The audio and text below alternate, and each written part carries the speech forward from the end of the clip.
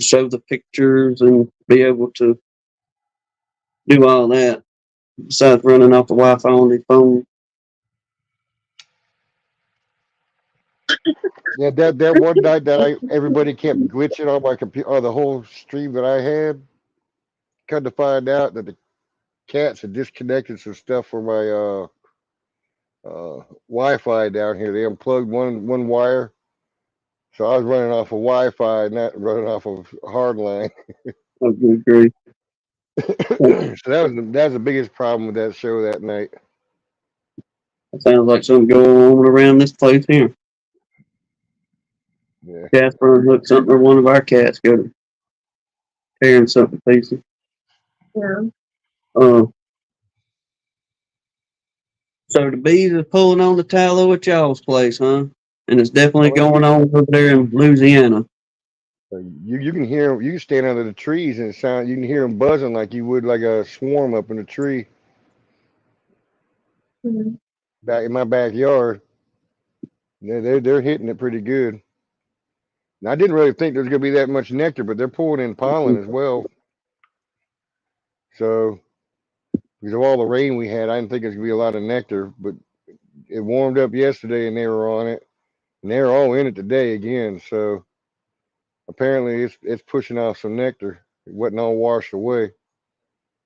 That's something we're not seeing a whole bunch of as pollen. At the beginning of spring, if you will, I'd say late February, going to mid to late March, they were bringing it in by the basketfuls. You know what I mean? But last month or so, they really hadn't been bringing in a whole bunch of pollen at all. Well, probably 'cause they brought in too much. They brought in too much earlier because that's why I was talking about bee bread. Uh, but I'd have to sacrifice comb to do it. By pressing it Mm, instead of just throwing the pollen into the. There's several ways of making the bee bread, but I think the most natural would be to squeeze it out of the comb instead of even though it'd still be natural with the pollen and then pour it into the honey, but then you just have pollen that's encapsulated with honey, not it actually made by the bees. So that's why I think it'd probably be better for you coming out the comb. So okay. that's why I'm worried that. Yeah, I'm sort of worried that they may end up plugging up the brood nest still, even though they've got the nectar coming in. They have room, and I've got some supers to put on, but they still got to pull. They still got to pull wax. So I don't. I'm trying to balance that out because figure out whether I'm gonna how much honey am I going to lose compared to uh, the wax they're having to pull. You figure they take 7 pounds of honey to make a pound of wax. So that's what I'm looking. I'm trying to figure out. Well, I guess whatever they was getting on early on undoubtedly has shut down. But I figured going into the latter part of April, especially us being in here in May, that it would be pretty abundant. But it ain't much of nothing at all. Well, but I mean, we did come out of winter with pea colonies and then lost one of those. Not like we really expected pounds and pounds of pollen and nectar and honey in there. I mean, I know that, but I was thinking traffic for Uh, them on their daily voyage back and forth, that they'd be bringing in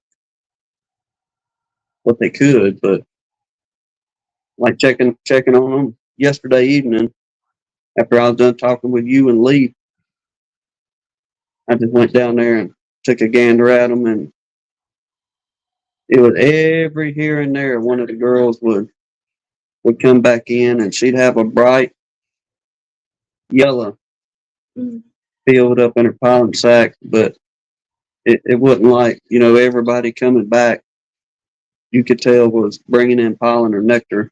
So I don't know. Maybe we'll have one more good pollen run before the tallow and everything else cuts out. But I don't know. We'll see. Well, you may, but again, too, you said the colonies were brooding up, were building up fast.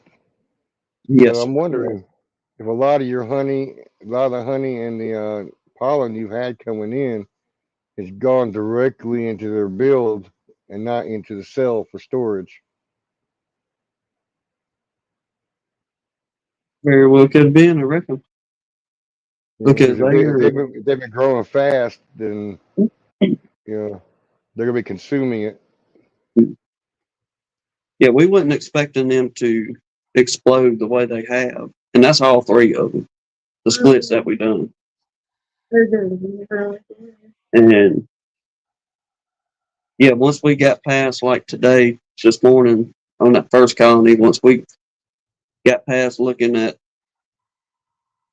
the we'll call the empty spot that we thought was empty, but they had been moving over, bringing the nectar in. Once we got into the actual box with the queen and the brood and all that, the second frame in, we was getting on good heavy amounts of brood. Then just like natural, the closer you get to that center, the heavier the brood was getting in there. And I mean, they had beautiful white, almost white cappings over all the brood. It was more like a creamy color, I guess best to explain it. But yeah, the next week or two, there's going to be a sure enough explosion on a new generation of bees coming out of all three of them. Which I'm hoping will translate into more splits and growing our yards more this year. Yeah. That's what I was just thinking. And this year may not even be a honey year for you guys either. It's gonna be We growth. weren't planning on it either. We like our goal this year was to get our colony numbers back up. And That was why another reason why I was so blown away when he gets up this morning, just wound up, tired to tick, talking about we got to pull honey. Just got excited, y'all. That's all it was. Mhm. Oops. All right. Yeah, I've had growth, but they've been doing a lot of. I threw a lot of blank frames on them. They've been filling them up. Actually, one of the deep broods, deep supers I put on, they started putting new wax in. The queen wanted to go to the new wax. She filled up 5 frames in the super. I'm like, you gotta be kidding me. Well, I was thinking they were gonna fill it up, stuff it full of honey, and I was gonna pull that whole super off and have have me a bunch on that one. No, I only had 2 frames I could pull from near the outside, just before the let's see, it's 4. Yeah, so it's 4 frames on the outside edge, and right near the outside edge were the only 2 I could pull. The rest of it was brood in the middle. I'm like, that's it's something else, you girls. I was looking to have a lot of honey, but I still probably gonna make more than I made last year. But I think, like you, this may be a year for people just to grow. If the flow follows the way it's been, like for your talking, they've been growing. The bees have been growing. They've been getting something, so they know they can grow. Mm-hmm. But is it really enough for them to start storing? And if that's the case, that you're going to do growing, I would assume that when it starts getting into summer, deep summer, and the flow starts petering off, you're probably going to have to feed, Yeah, we was maintain them. kind of talking that a little bit when Chris was here the other day. Telling him I'm gonna have to buy another bucket and redo the 5-gallon open feeder out there and go ahead and kind of start getting that ready out there and see if they take to it. If not, usually what we'll do is like 2-week intervals. If they don't hardly touch it, then, after 3 or 4 days, I'll pour that water out, wait about 2 weeks, do another batch of it until they go to, pulling on it good enough to where within at least 3 days, they'll have that whole 5 gallons gone. But in the years past, it was whenever we get into a dearth, y'all, it wouldn't take it literally 5 gallons of sugar water mix out there. One day. One day it's gone. Have to refill it again, and they would kill that the next day, and it just went all through summer. But the last 2 years, they'd get on it, but they wouldn't hardly. It wouldn't be enough to drain the bucket down without it going Yeah. or turning on them. Well, when you do the water though, are you putting like Bragg's apple cider vinegar in there? No, Like maybe a cap or two into the 5-gallon bucket? no, we hadn't been. That I don't know if that pulls them in but it keeps some fungus from growing in the water, keeps it from spoiling quicker. It lasts a little longer if you put a couple caps in the 5 gallons. It'll last a good little while before it starts going bad. Tom saying he's planning to feeding on his resource hives come mid to late June. And, It all depends when he grafts. Late June, early July. Was it us? well, Or that, I was trying to think. I was talking to either you or I think it was Mr. Mike Conley about working on those solstice queens. And I know I made mention. I don't know if we were ones talking about it, but that's what I'm working on. I'm going to try to do this year. And those the colonies that are a little spicy out here, like the one that got me today.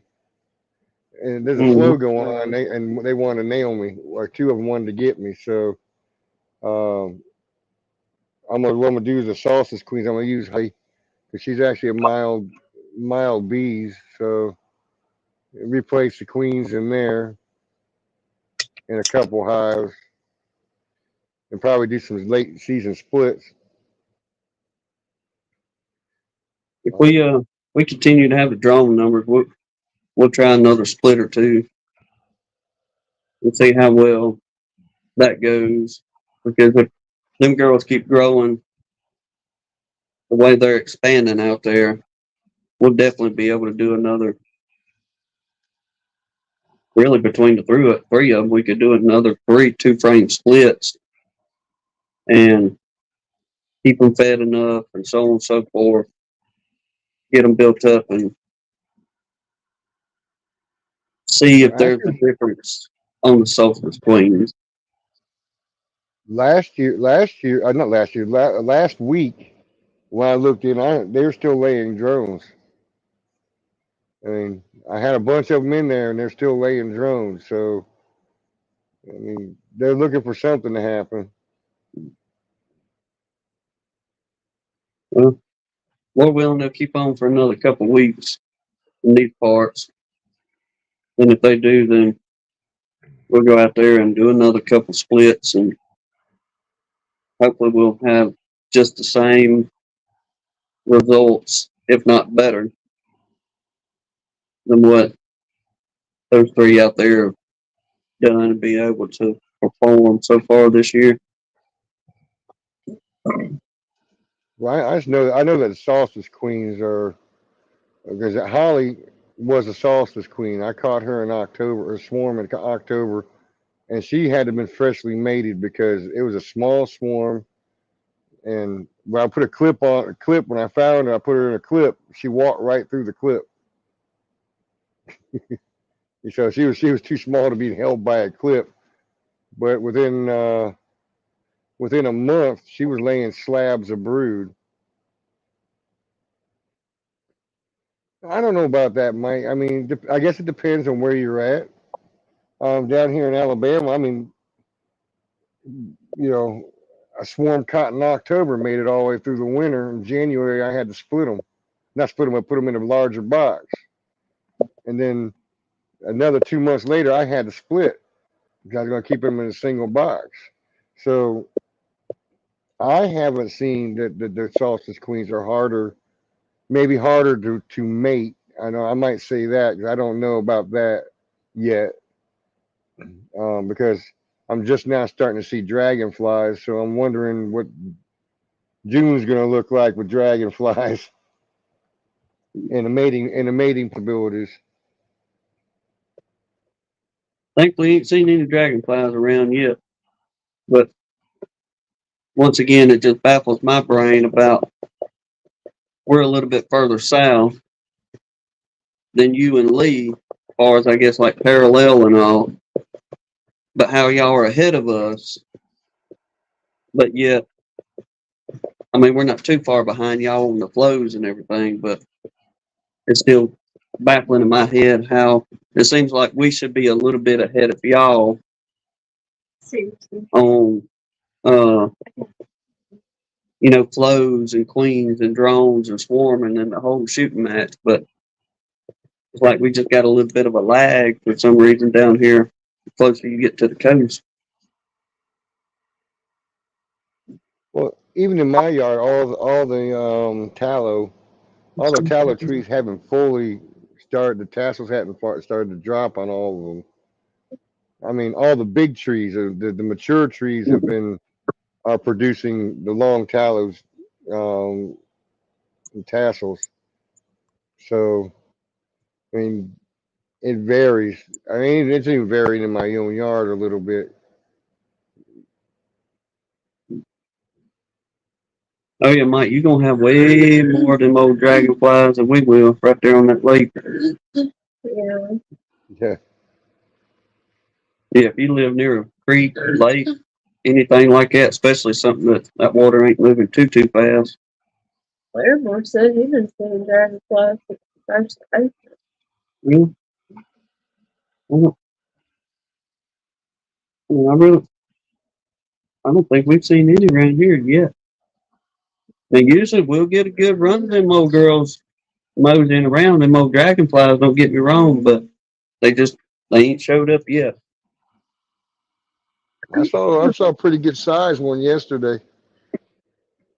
She was a good 10 inches long. Her body was 10 inches long, had a good wingspan, probably about as big too. Mr. Mike said I chase them all the time. Got my fly swatter out there. One of them electrified swat. Zip, zip, zip. Claremore just said he keeps a tennis racket in his yard. Yeah. That DC says they gotta be fast. The queens gotta be fast. Uh-huh. Man, I didn't know if y'all wanted to or not, but I was rummaging around trying to find some kind of topic to carry on about. But besides going into the Bee Journal, I got to looking into, I think it's the Bee Health website. Yeah, Bee Health website. And there's a section on there about hygienics and hygienic behavior. Now, it's not the behavior on the M's, it's just hygienic behavior of what one could look for if you're looking for a certain hygienic to start having in your yard, things like that. Better be Said it 3 times. your yard. But I'm not gonna read all of it, but I'm gonna mosey through just a couple paragraphs of it and see what y'all think on is this something y'all would try or consider trying if you're looking for a specific genetic for your yard. And it goes all the way from, good honey producers to good queens, just great colonies all around, but a way to pick and see what colony will be the best for you. But these ain't too long, and we'll just kind of get on discussion of that because I thought it was pretty interesting to think about if you're looking to try to create or get more of a genetic in your yard and what to look for in it. But once again, it's from the beehelpextension.org. There's umpteen dozen things you can look at in here in beekeeping, but the best two methods to test for hygienic behavior is got a picture. It ain't gonna be able to show it on here, but give y'all a mental visual in a minute. Says photo B is a cone section of sealed brood containing approximately 100 cells on each side was cut out of the cone, froze for at least 24 hours, and replaced in the hole left in the cone. So what they done is they cut out a section with approximately 100 cells, removed that section, stuck it in a freezer overnight, made sure everything froze good, and these are brood cells. They're little to no open brood sections. Everything on the brood is capped, what they pulled off of this. 24 hours later, turn around and put it back into the same spot that they took it out of. And number one, the freeze kill brood assay. In this assay, a cone section of sealed brood containing approximately 100 cells on each side, 2 to 2.5 inches, is cut from the frame and frozen for 24 hours, well, at a negative 100 degrees Fahrenheit. The frozen cone section is inserted into the frame of sealed brood in the colony being tested, and that's the photo. Tests have shown that it does not matter if the frozen section comes from the same colony from which it was removed or from a different colony. The frame with the freeze-killed brood insert is placed in the center of the brood nest. 2 days later, the frame is removed and the number of sealed cells remaining is recorded. A hygienic colony will have uncapped and uncovered over 95% of the frozen brood within 48 hours. A non-hygienic colony will take over 6 days to completely remove the frozen brood. The speed with which a colony removed dead brood is correlated with its ability to remove disease and parasited brood. What do you think? Or did I lose you? All right. So what they're doing, go ahead. I was saying, I've noticed with I haven't done that, but I've noticed that the colonies that are do pretty good are ones that uncap their brood to check them. Which that even probably goes back to even a different assay which is available as well, but that would show that uncapping and pulling out the dead brood would show how hygienic they are, that they don't want that desiccation in their hive. Mm-hmm. All right. Since Brian brought this up, I wasn't going to read this portion because I didn't know if anybody would pick up on. comment from him. Well, that's why the word why I use the word desiccation, because it's going to be a death instead of just being a sickness, you know. So, kind of give everybody a visual in case I lost you. Once again, about a 2 to 2.5 inch square is what the picture is showing. They cut this out to the midpoint of the comb. So right now, do away with foundation in that frame. You have just a frame, and the bees have built out on both sides. You got a cell on one side and a cell on the other side. What they done, the midpoint of that frame is where they cut out that section of brood, approximately 2.5 inches square.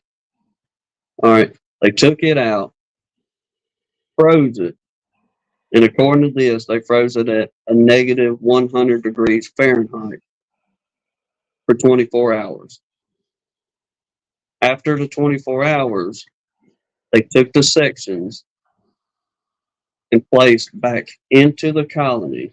And according to them, it didn't matter if they used the same section in the same colony, because they're not going to know the difference.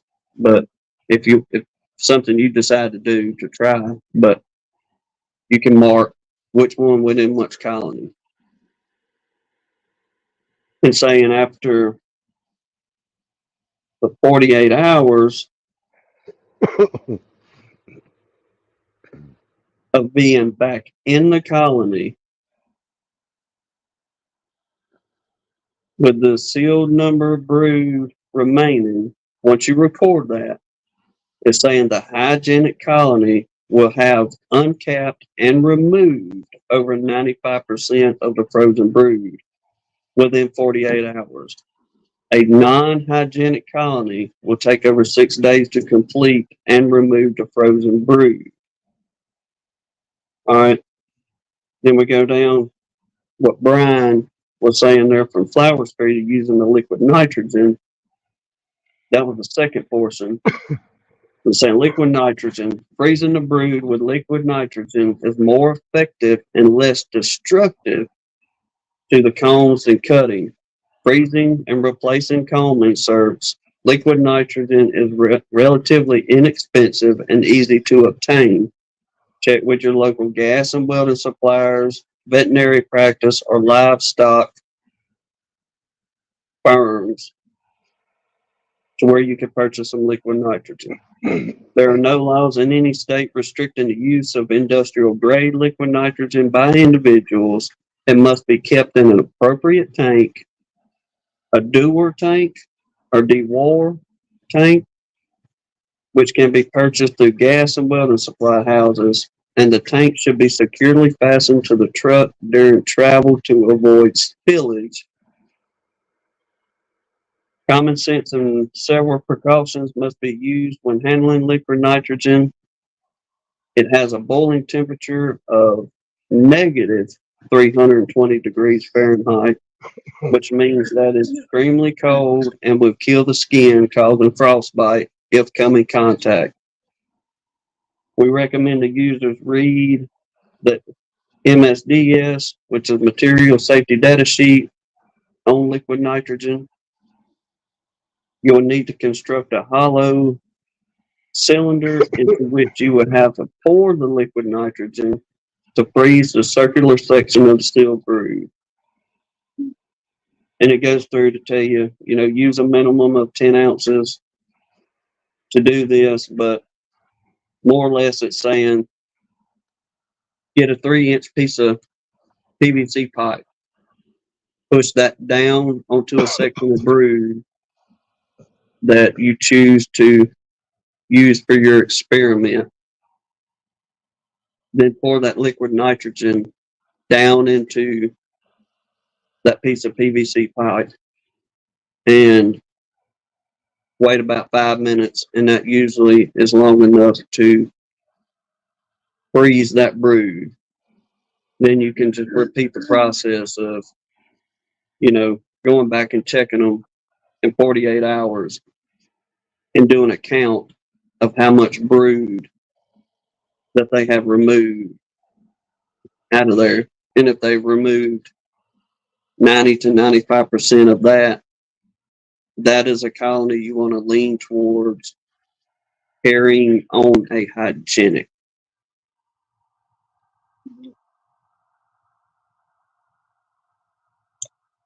Brian said that's why his masterpiece and project was with all the hygienic behavior. So he's been reading about this stuff like church work. Oh, really? Yeah. Hygienic behavior and host resistance. So he's even started teaching it at local clubs.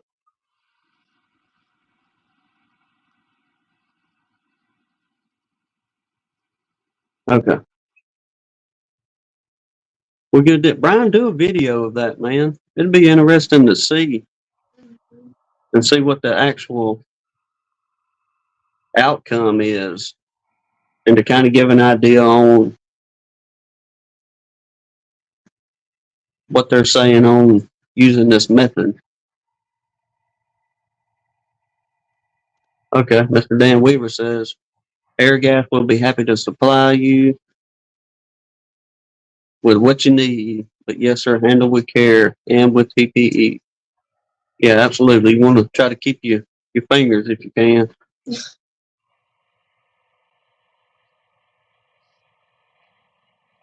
Oh, yeah. Good to see you, Mr. Mark Miller. Appreciate you dropping by, bud. Mr. Mike said there's already proves the video. Yeah. You just didn't look hard enough. Well, to be honest, no, I have not been on YouTube to look for that. Mm-hmm. But thinking everybody, you hear folks chirping about you want to create a hygienic colony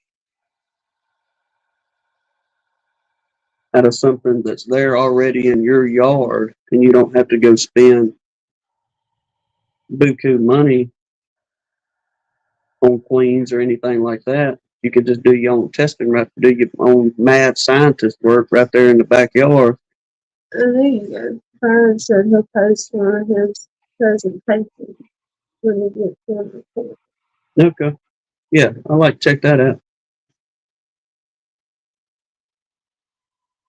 What you think, Ed? You gonna go get you some nitrogen now? I'm not in a hurry for that, but I'm not in a hurry. I'm just trying to figure out the bees themselves right now, much less trying to figure out. Well, you know, I'm sure some of them are pretty hygienic. I don't know if they're. I to tell you the truth, I call them feral bees, but I don't know. They could have came from somebody else's hive that swarmed, you know. Because now I know there's more than one beekeeper in my area.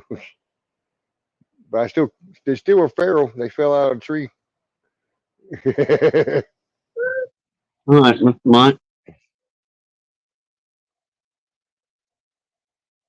So I may be beating on a dead horse with some of y'all that 30 ahead of me on that. Apparently Brian's way ahead of us Well, that man, he's ahead of the game. on everything. Oh, yeah. That dude is. I still think that UBO testing is a bit interesting, you know, 'cause that more or less works on the ill or like the sense that the bees will give off if they're in stress or sick, and then they'll uncap them. So but I don't know about the desiccation part, or death smell, if that works in the UBO or not. But Well, he you was imagine talking about in his study, and he was saying that dead brood gives off completely different chemicals and smells from disease or distress brood. So they're able to pick up Mm-hmm. on the different, if they're just dead, then. If it's sick or stressed or whatever. Okay. God told them how to know what they're dealing with. Well, it makes sense. Mhm. It's just I haven't been that far along in the beekeeping. Figure it out. But any of y'all that's interested in checking up on a lot of that stuff, the beehealth.org, they have, All kinds of stuff. yeah, you can go in, like right now I'm looking at honeybee biology, Africanized bees, hive beetles, the ems, tracheal ems, foul brood, nosema, and just, you know, advanced techniques, basic techniques, all kind of good stuff. Queen rearing, pretty much anything you want to look at to get a summary on whatever may interest you on your next level of beekeeping. It's a pretty good website to kind of go through and get a baseline. Yeah, something I've thought about though that I haven't seen, other than people talk about it, whether uh, European foul brood and how what that affects the chalk brood, stuff like that. Um, that's probably something I need to look into. Like either be European or American foul brood, what the differences are and what to be looking for, because Mhm. I'm sure that's a high potential of it. I mean, it may not be, but not many people. You don't hear many people talking about it. Is what I'm saying. Not bringing it up. That's so Other much than that resonates What's that? with vibrate. Mr. Mike Berry been dealing with Yeah. European foul brood down there. you usually don't hear about it till someone gets it or has it. Yeah. Well, I'm gonna tell you, and just like I told Mr. Mike Berry in the comments, that it took a lot for him to put himself out there, because a lot of people would have hidden that just to not have that thought, I guess, in their yard or in the beekeeping. This is just me in my opinion. It takes a lot for somebody to show the bad side of beekeeping as well as it is to get on here and show, oh, we've got, 25 frames of brood and all this beautiful comb and everything. Yeah, all is fine and well. But showing things like that, to me, takes a whole lot more, and I give you, a higher level of respect versus trying to make like everything is okay all the time whenever in beekeeping it's really not. I mean, this is our 5th year into things and we're still very much learning a lot of stuff, but we have learned that there are many obstacles in beekeeping. It's not just put them in a box and You get honey in it. yeah, it ain't like that. Well, I know Bob Benny mentioned something about to that effect, and he had done something because he had been using antibiotics for years to treat stuff like that. And then he tried some organic stuff that actually worked a little better. Yeah. But it's still it's been mentioned, but I probably could look up online and find it what it looks like. But it'd be interesting to hear it come from somebody who's been going through it. This is what I found. This is how I did it. This is how I checked. This is how I verified. And now this is how I started treating. And we don't get a lot of that.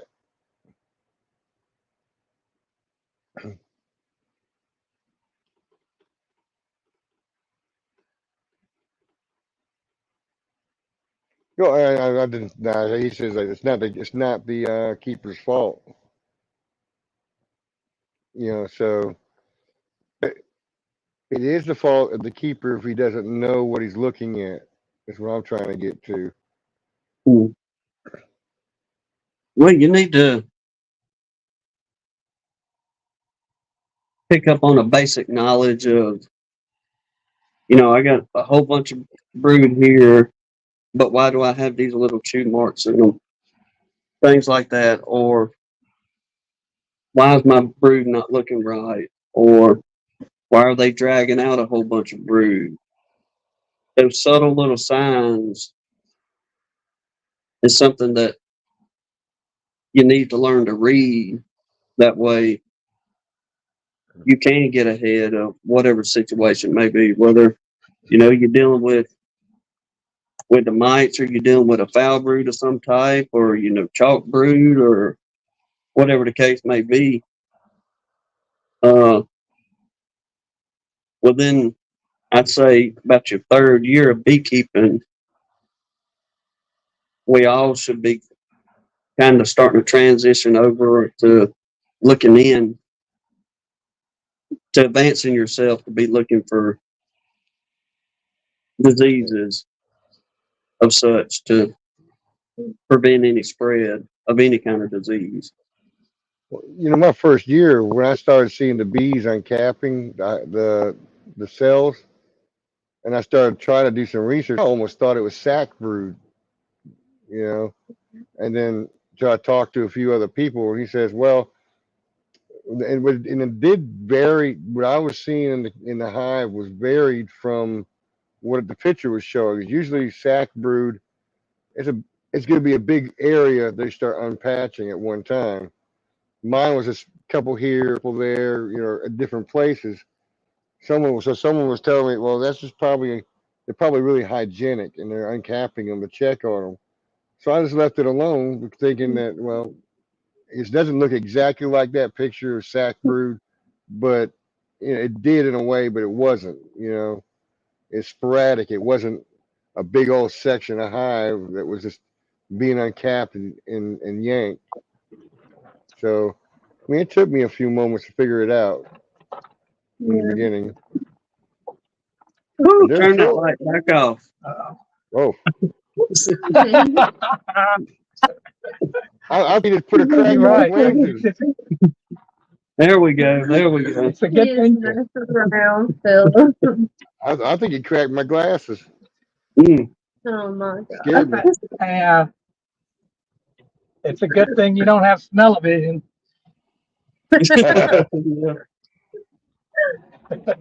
Oh no. I've been bad to either shower. Yeah, I just got to the head. I've been listening to you guys for the whole time while I've been washing dishes and putting stuff away and trying to get back in the truck to head home. But yeah, been hearing the whole show. Are you down at the farm? Yeah, I'm at the farm. I'm not spending the night. I usually spend the night when I stay this late, but I'll go home and I didn't put the air conditioner. I have a window unit I throw up in the window of the cabin, so I'm pretty dang hot. It's been 90 degrees or so down here, and like 87% humidity or something ridiculous. Uh-huh. So, Well, excuse me, guys. I'm gonna have to sign off. I gotta go pick up my stepdaughter from work, so I'll probably still listen, but I'll be off of this. So I'll talk to y'all later, man. All right, Ed. Take care of me. All right. see you later, Ed. All right. You have more I don't know if swarm you can hear catchers? me. I had one more. I'm not taking any back with me. I got a yard a mile and a half away from my farm. The guy down the road let me put it on his place, so I don't have to haul them all the way back home now. Which is great. Well, that makes it much easier. Isn't that it? Might be.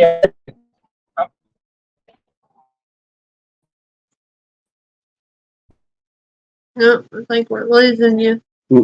That mouth. Yep,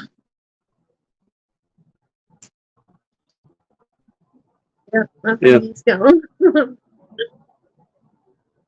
He go. Just that quick. Ladies and gentlemen, that was Philip from RTXP. They're out there in Texas. He's having some technical difficulties at the moment. Wait a minute. I'm Here, out blinker. in the country, so I don't have good reception, but in about 5 minutes, I'll be close to the freeway and you'll be able to hear me better. Okay. I think Tim can talk that long. Yeah, we'll try. We'll make something up. Casper. Mr. Larry, I hate you. You lost all your queen cells doing those graphs.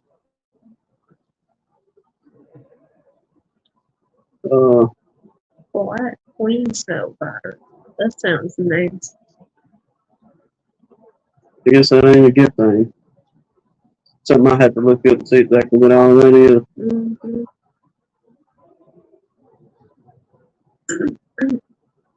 But I guess it's just like, I don't know, I'm not going to guess that, but I'm not going to look more like an idiot.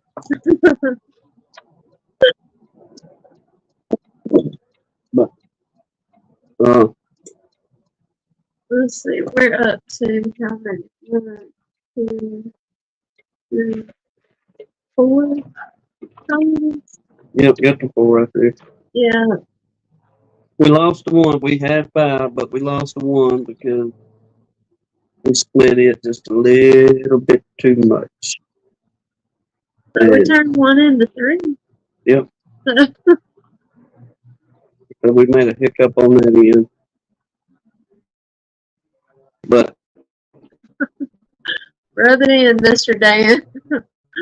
He said, Carl, they harvested a whole 1 pound jar. yes, sir. We got them bragging rights. Anybody beats that amount of honey this year? I told y'all it set a new record for us. Let us know.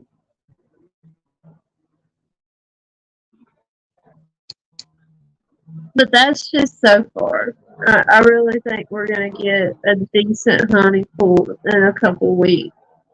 Because they had some frames that were, loaded with honey, but only like the very top of the frames was capped off. So it won't be too terribly long. What did you do with it?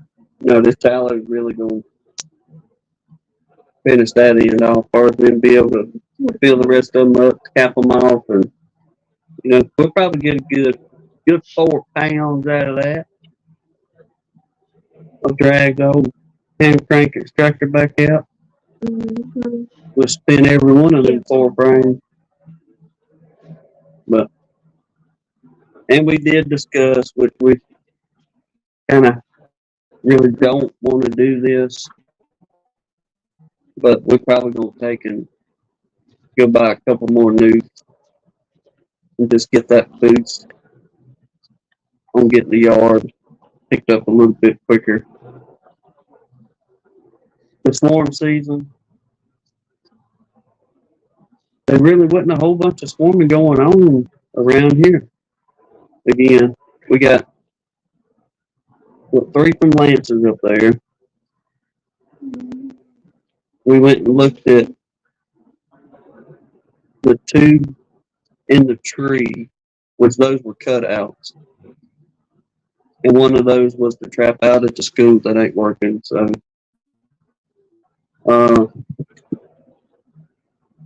like far as abundance of swarms, once again this year, it was more than we had last year coming in, that's for sure. But It was still a really off year. But in years past, like we was telling Chris, I was 3 years prior or 2 years prior, we had empty nuke boxes sitting out there. We had empty 10 frame boxes sitting out there. And y'all, it seemed like every single day we come home and there was a swarm. But I don't know what's going on with nature around these parts. But then you get one like old Larimore, Keith Spillman up there. He can't keep up with them. No. A lot of you others can't keep up with all the swarms you're getting this year. Chris, Rodney, yeah, they've been getting a lot of swarms this year. Philip, Keith Larimore, keep filming are done good. Yeah. Several of you. Michael Fike, he's getting a bunch of them. Tom, thank you. Perfect. Oh yeah, Tom's had what? I don't know, about 20 or so. Yesterday, today, he caught us 26. Y'all hear me now? We hear you now. Yeah. All right, yeah, I'm just about to the interstate. Yeah, I've caught 13 swarms in boxes. Awesome. Well, there you go. I don't know. I wanted to catch as many as Joey, but he's probably got 20. I don't know how many he caught this time. That's who I Yeah, was trying Joe to done think good, of. too. Joe has been killing them. Sarah's caught a ton of swarms this year, too. I guess a part of that location. Mm-hmm. I'm not putting my swarm boxes back up when I catch them. I'm just leaving them down now. So I think I've got about five up right now. Yeah. Something like that. So when you pull them, that's going to be it for the year. Yeah. Sometimes I'll leave them up all year, but they end up just wasps and dirt daubers and all that stuff, scorpions and all that move into them. Yeah. Joey said I only have 16, and I stopped catching them. That's it. That's it. I was motivated to catch you, Joey, but motivation went away. Sorry, that's getting too hot. There you go. So I had a pretty weird experience down here. Yeah, I came early yesterday morning, but when I made a video, I just don't know if I've got good enough footage of it because I didn't have a tripod. But so there were some bees just kind of clustered on the outside of one of the colonies, and I said, I wonder if there's a virgin or a queen in there. So I started running my hand through the bees, and sure enough, I found a small queen or a virgin. So I put her in a cage, and then I saw the bees balling something, and I fished around. There was another virgin in there. They were balling it. So I was like, I've got a couple of colonies that I'm real disappointed in. I was going to combine them and kill one of the queens, just pick the best one and do it. And I said, you know what, let's have some fun. Let's kill both queens and put these virgins in there and see what we get. It's kind of like a grab bag, see what comes out the other end. So I decided that'd make an interesting video. Well, if the video comes out, it's going to be how to fail introducing virgin queens. Because what I did was, as I'm getting them together, I'll see another kind of cluster of bees, and there's a third virgin. So I'm trying to catch her, and I catch her in my hand, and I'm trying to get her positioned where I could get her in a little cage. She flew off. So that was, I lost that one. And then, so I get my video going. I tell everybody what I'm going to do, and I take one of the queens, and I mark her because I'm going to, there's no way we know if they accepted her if they made their own unless I mark her. So I'm going to mark her green. So I marked one green, and when I'm trying to put her back into the cage, she flies away. So there, I'm down to one queen now. So now I got 2 hives, 3 queen, and 1 queen. So I decided to go through the colonies, and one of them had a queen. One of them I knew I was getting rid of. It's actually one of my queens I raised. She just never did. She's a beautiful queen, but man, her pattern was always awful. They never grew. So I fish around. I'm looking through this colony. I mean, it's like this colony might have swarmed. That might be why they're so weak. But I found a little small queen in there, and I said, you know what? I'm gonna leave them alone. But I also found a little, like an emergency cell in there that I opened up. So I was like, well, I can't just leave them with nothing. So I gave them some eggs from the colony that I stole that I was going to try to requeen. So I got one more chance. I got one queen with a green dot on it, and I killed the queen, So I'm trying to release her into the colony. She's not wanting to come out of the thing, and the bees are like all over the thing. They're really, because they've been without a queen for like 2 hours. So they're like really interested in getting her out of there. And so I'm looking, and I hold it up, and I look down, and she finally comes running out. Instead of running in the hive, I blame Mark Miller for this because he's just walking through the entrance. Instead of running in the hive, she turns and runs up my hand and flies away. Yeah. I'll be having a moment. I lost 3 virgins, man, and I got 2 queenless colonies. 1 queenless colony now, for sure. Oh, yeah. That sounds like a Caroline Bees fiasco right there. Yeah. I So can I'll see be it. I'll be candy releasing any virgins I try to install from now on. That was like too much. Did You you, learned it. well, never mind. You can't. I'll fix that clip there behind, but you can't do it to the virgins. But that's a bummer. I'd be so upset. When she ran up, when she flew away, I was like, oh, did she fly away? You can hear me. If I post a video, it's probably pretty funny. But I'm like, did y'all see her fly? Did she fly? So I rewind the video. It's just as plain as day. She runs up my finger and flies off. Oh my word. I'd have just threw my hands up and went home at that point. That'd be just too much for me in one day. That's a new T-shirt for Philip. Did she fly? Did she fly? Did she fly? Did she fly? Oh man, that was Well, comedy. that's not our story, Phil. That's what it is. That's hilarious. But it sucks at the same time. Yeah, good grief. That just happened, y'all. I thought that only happened here. That's like, So the colony that they were all clustered on, I was like, okay, this colony is going to be full of swarm cells. Let me go in and check it out. I go into that colony, and there's not a cell to be found, nothing. And there's a really pretty queen in there. And I'm like, this colony's fine. They're not even thinking about swarming. So I put them back together. And then the colony next to them, one of the things I did this weekend, our flow is just really stuck because of all the rain. So I pulled all my honey supers. I didn't pull them off, but I took everything out that wasn't already drawn comb and just left some drawn comb on them. So if they fill it, they don't have to build anything. But anyway, as I'm going through all of them, one of them opened up and like, something's wrong with this colony. So there's just hardly any bees in there. So I dig down, and it's like the brood pattern looks really weird. I'm like, maybe they swarmed. I don't know, but I didn't see any queen cells. But then I find a queen in there. And so I was like, all right, I'm just going to put them back together. So I set a brick on it. I wasn't sure how to set it. You know, the queen in there, but it's a troubled queen. So I set the brick up like long ways facing the front on edge to remind me to come back and check it. Well, this afternoon, as I'm closing everything up, there's just like a swarm happening.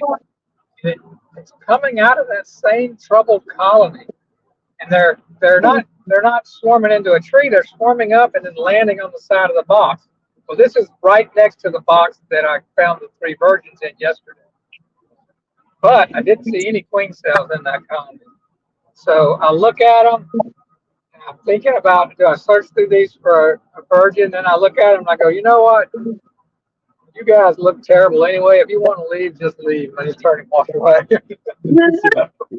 I'm done with y'all. That's right. Yeah. There's a time to But throw in the towel. I went back out there, and they were gone, but there was a lot of bees still at the entrance, so maybe they changed their mind. Or maybe they just wanted me to dig through them and find 3 virgins and use them. I don't know. Hey, Mr. Mark said you should have laid the cage at the front door and she'll come back to the cage. Oh, no, I didn't do that. I stuck it in my pocket. little late now, huh? But you know what? Okay, so the colony I got these off of, as I'm going through and doing my thing with the comb, I pulled the top off, and there's a cluster of bees, a little ball of bees below the outer cover, but above the inner cover. And I'm like, I'll bet you that's my version. That first version that flew away. Just something in my head said that's got to be what they're killing. And so I knocked them off of it, and sure enough, it was a virgin that had a green dot on it, and she was already dead. I couldn't, No. but I'm saying, how did she get? I don't even think that inner cover had a notch in it. I don't know how she got under there. But yeah, Like, she what was the there. heck? They had even chewed some of the paint off her dot. Man, they were killing her after she was already dead. They weren't leaving her alone. Green's not their favorite color. I guess not. She should have stayed with me. I would have treated her better than that. Seriously. At least one of you three. Right.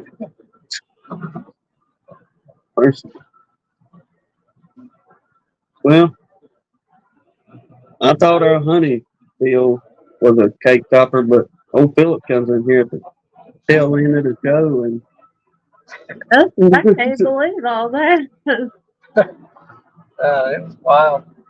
Yeah. But you know, I'm not seeing any white wax. That's got me concerned. And I even mean even in swarms, the wax isn't like white and soft like it usually is. It's kind of dingy. So I just think we've got such a bad flow that the bees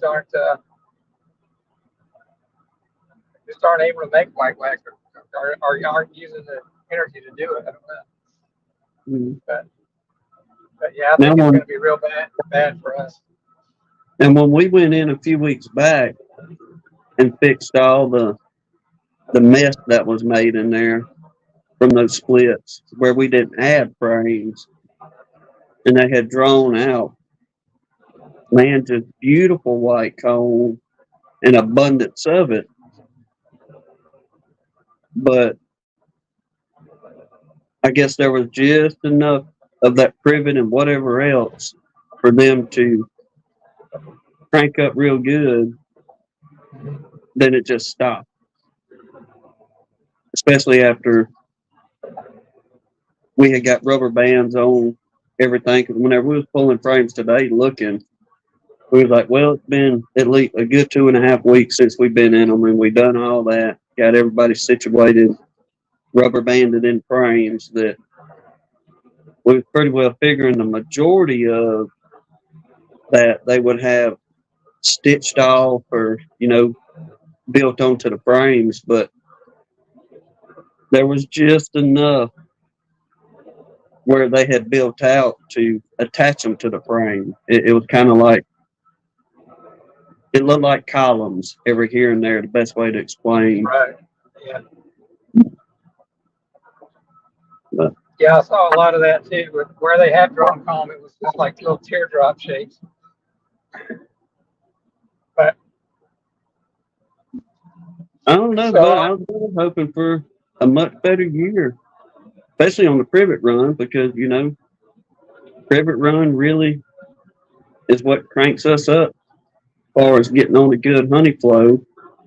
Then, we can extract every bit of that and turn right back around. And like now, and I think Mr. Larry said he was down in Louisiana, and from what we've been seeing up here, the popcorn trees or the tallow fixing to bloom, then we know we can pull a second run off it. But it just, the privet has not performed in the last couple of years.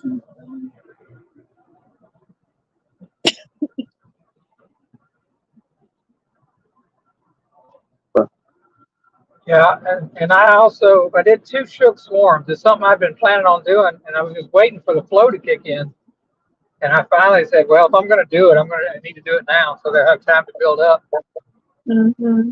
So some of those frames that they weren't full shook swarms. I had put some new frames in there earlier in the spring that they had drawn out, so I let them keep those. But took out 8 out of 10 on one colony, and I took out 6 out of 10 on the other. Well, some of those old combs had some nectar in them, so boy, I set off a bunch of robbing.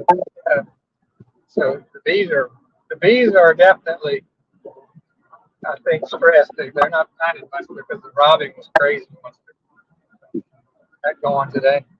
But What's the big run out there, out that way in Texas, Phil? Like for us, it's the privet. We know for a lot of folks, and you start getting a little bit in the northern part of the states that you get the tulip poplar and things like that. But what's out there in Texas that really? you know, we this is only my 4th year, you know, trying to make honey, and I didn't make much except for last year. I made a little bit, decent amount. But the wildflowers last year were really, really good. There, you know, blue bonnets and Indian paintbrush, and you know, all that. There's like wild mustard and stuff on the side of the road. Yeah. And we had some of that. When the blue bonnets came out, it was actually dry. And I was walking around looking at the blue bonnets. Those don't look right. They look, the petals weren't nice and full. They were kind of shriveled. And then it started raining, and it just didn't stop. Every 2 days, it was a big rainstorm. So we ended up getting a lot of grass instead of wildflowers. I guess that's what was due to the rain. And now the thing that's out there that they're working is called bee balm, lemon bee balm, which is there's a decent amount of that out there. So I hope they're getting some of that. But the blue bonnets and the Indian paintbrush, we do have a lot of that pink thistle. I'm seeing that. So I don't know what they get off of it. From time to time, the mosquito bloom, but I saw a few blooms a couple weeks ago, but I'm not seeing very much of that. So yeah, I think it's mainly that they're, you know, stuff will bloom and then the rain washes it out. It's not able to build up. I think we've got 5 days now. It rained Wednesday and Thursday last week, and I think it's going to rain Tuesday or Wednesday this week. So that's the longest stretch we've had in about 2 months, though. You know, that's 5 days. It's just been raining every 3 or 4 days out here. I'm not going to ask you to look at the comments since you're driving, but Carl, Yeah, read them to me. Carl at 2B Brats, he said, I know you have been working hard. What would be a good honey pool this year? What would be good? I don't know. I mean, last year I got 500 pounds off my colonies in Richland, but if I got 300, I'd be tickled to death this year, the way it's looking. But that's still only 15 pounds a colony, maybe. I mean, that's not much. And I think some of it's probably self-inflicted. I can't do much swarm management, you know, checking them every 2 weeks. And I did this year. I shook them all down into singles pretty early, so I might have caused a lot of swarming. But I've been chatting with Blaine. He's over in Waco, which is about an hour west. And he said they're having similar issues over there.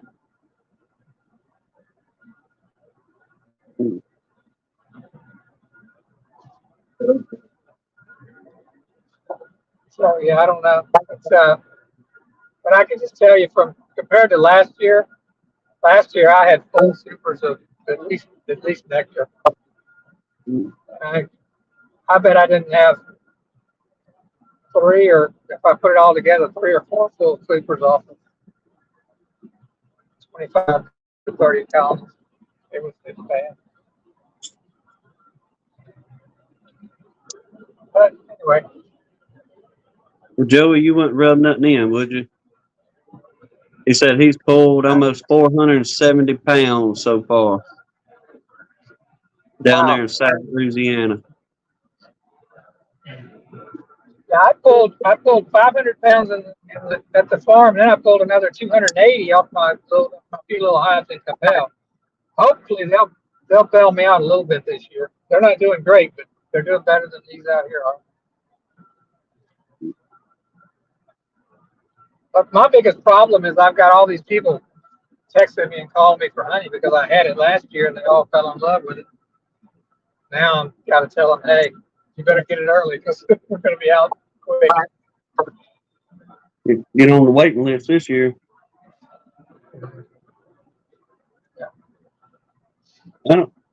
I need to sell bees. I did sell 2 nukes this year, but I need to sell 50 nukes a year. That's going to have to be part of my business plan. I'm going to keep this many bees. I'm thinking about ordering in some Hawaiian queens to sell to people that want to keep them in their backyard. Something that would be super talented.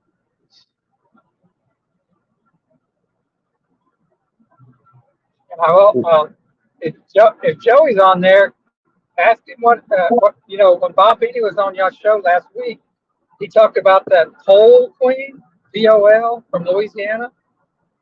I'm glad you brought that up. Joe, yeah. Does Joey know anything about that? Well, let us know, Joe, if you know anything about the old pole queen. While we're waiting on that, Carl says, Philip, I hope you get a lucky float. I hope so too, Carl. I don't know where it's going to come from. A lot of it is the plants we have here. A lot of people, like in South Louisiana, they probably get these kind of rains, and the plants there are adapted to it. The plants here just aren't used to that much rain, so they don't know. It's not helping them. They're used to longer periods of dryness. So I know certain areas it rains, like that, like down in South Florida and places where it rains all the time. But, here we just don't get that kind of rain, so that the plants don't react to it well, except for some of the grasses grow like crazy. Joey says he don't know nothing about them. I mean that's for us. We're used to the large amounts of rain because our just average is 5 to 6 feet a year, and I know we probably didn't even get halfway to that last year, dealing with the drought and all that stuff, and kind of the way it's looking this year, we may be a bit of the same boat. I mean, don't get us wrong, we're getting rain, but it's not our typical, we get days upon days of a couple inches of rain daily. Yeah, we're getting like 2-inch rains, 2 and 3 inch rains weekly around here, which is really unusual. I think our average rainfall here is like 31, 32 inches a year. It's half of what you get. Pole strings were called roasted. Okay. What did you say about the pole? Brian from Flower Street was saying pole stands for pollination. The USDA developed the pole line. That's different. Okay. Yeah, I'm just looking for something that's like super gentle. Brian's like a Almost walking motorcycle for big people. Yeah, let's see here. Brian's saying the USDA developed the pole line, then they're hygienic bees meant for pollination, productivity, early build up for almonds, and the Baton Rouge lab worked with commercial beekeepers to develop that strain of bee or genetic of bee. So they didn't say anything. They didn't breed them for gentleness, so they could be mean as hell. You gotta take your chances on that, man. Yeah.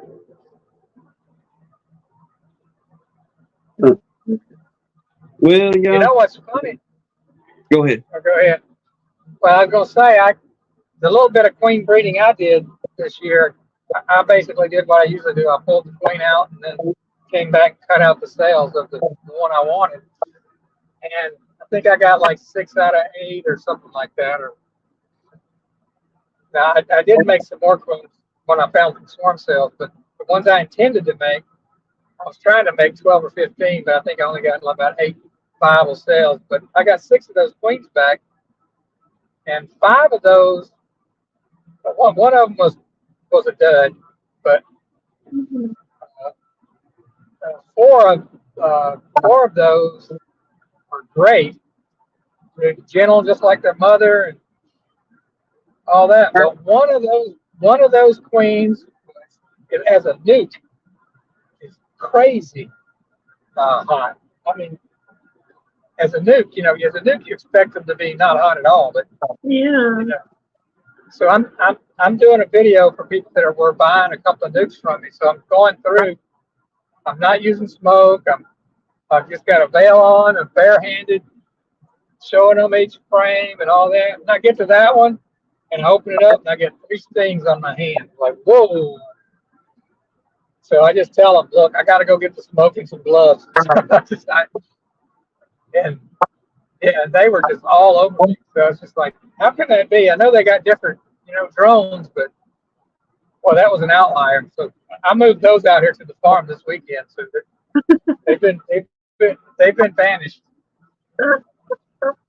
Y'all got a bad attitude. Yeah, got to go.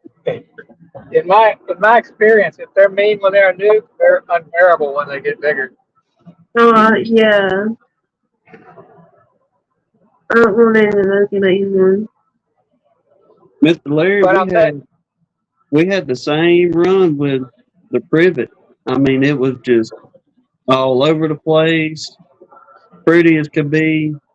For about a week, we could walk out our front door and you could just smell the privet in the air. I mean, it smelled good. You just got a good whiff of that floral, but like you say, they sure wasn't on it like you would think they would have been. I mean, we saw them hitting it some, but nothing like normal, I guess. Maybe they lost their taste for it after an off-road last year and they couldn't have it. Something done happen.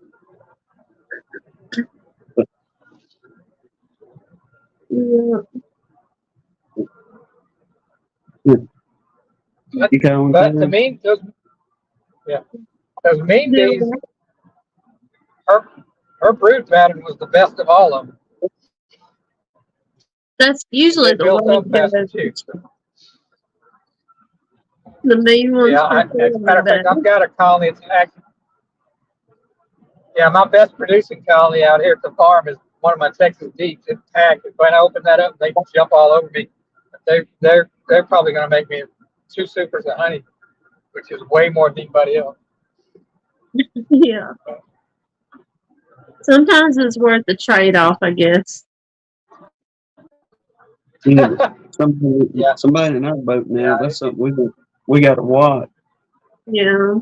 We can't even take the chance of having a hot hive, if you will. I mean, if you watch, some videos, you can't even walk out into your yard without them tearing your tail up. And you can be 75, 100 feet away from them, and they coming after you.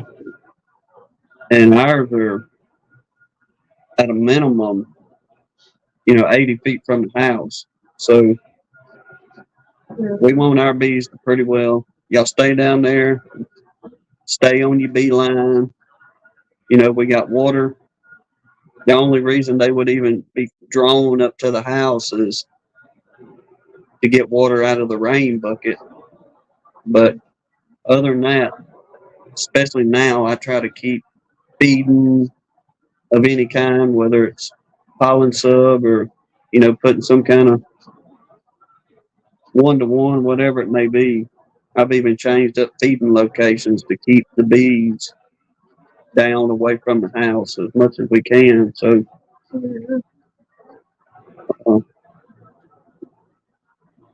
which for everybody in the long run, it makes for a much better beekeeping experience. You get into them and you're not getting your tail tore up, but at the same time, don't matter who you are, from time to time, you're going to get a hot hive.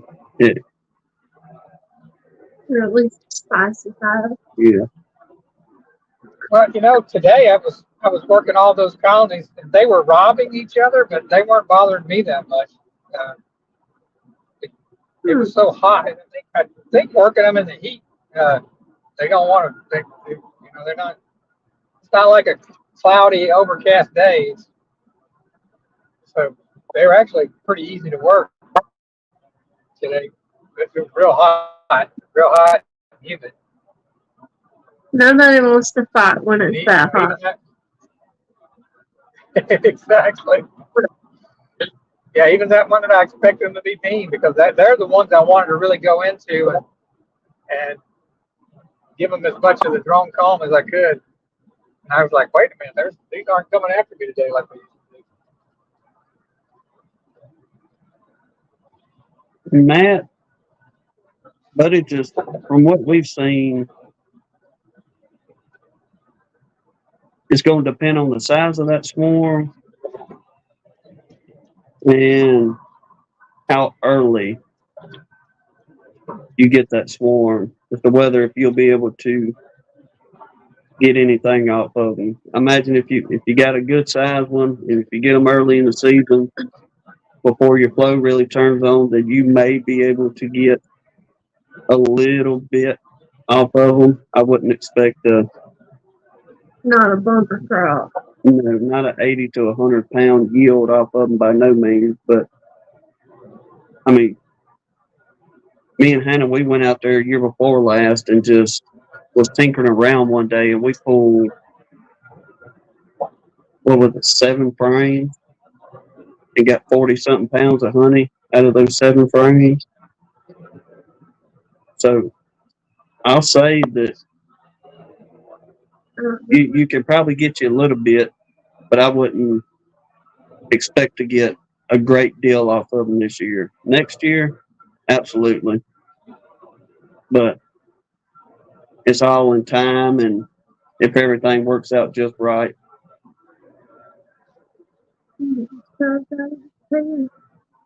But Matt from Morris Homestead was asking Philip if a hive swarms, we can still make a honey harvest off of it. Oh yeah, I don't expect to make one off of them really. That's one of the reasons when I catch a swarm, I usually put 2 in one box to try to get them to make some honey. I'll put a divider between them, and then I'll have them share a honey super. Now, last year I did that, and it worked okay, but when I got to looking at them late in the year, one of the queens had been killed off. So I think when they get into a dirt, they take the stronger one wins out. So this year, my plan is to, as soon as the flow ends, which is not really much of a flow right now, but before like July 1st, I was going to split them to try to keep from losing so many.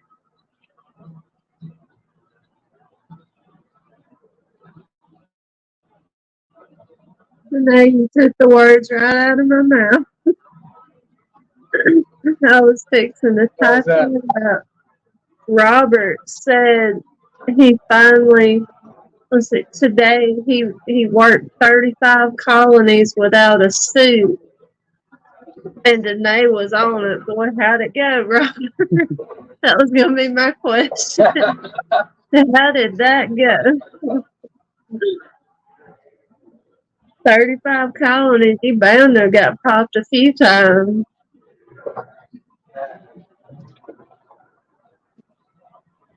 Yeah, if I'm going to go into the brood area, I'm always going to be suited up. Yeah. At least a veil.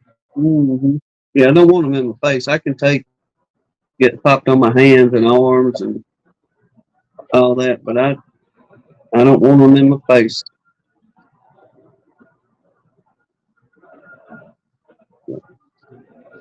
Well, y'all, we are 2 hours and 37 minutes into it. We're gonna wrap it up, I think. We enjoyed it. Appreciate everybody coming by. The members, appreciate y'all.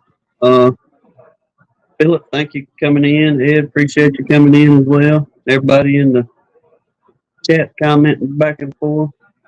Be safe on the road too, Philip. All right. Before we leave, let's give everybody just one more treat. Ah, there you go. Now they can go have their nightmares. That'll start the week off right, huh? That's right. All right, y'all. We appreciate you watching. God bless you. Lord willing, we'll see y'all on next one. Hope y'all have a good week. All right. Take care. Good night, everybody. Good night, y'all.